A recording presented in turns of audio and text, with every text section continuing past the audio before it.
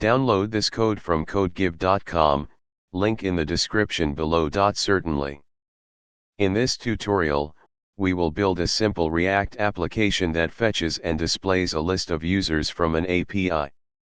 This project will help you grasp the fundamentals of React, including components, state management, and handling side effects with hooks.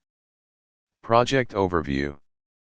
We'll create a user list application that 1. Fetches user data from a public API. 2. Displays the list of users. 3. Allows users to click on a user to view more details. Prerequisites. Basic understanding of JavaScript and HTML/CSS.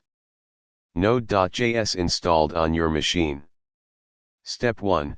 Setting up the React app. 1. Create a React app *. Use Create React App to set up your project. Open your terminal and run. 2. Install axios *. We'll use axios to make API requests. Install it by running. Step 2. Create the components. We will create two main components, userlist and userdetail. 1. Create the userlist component *. Create a file named userlist.js in the src folder. 2. Create the userdetail component *. Create a file named userdetail.js in the src folder. Step 3.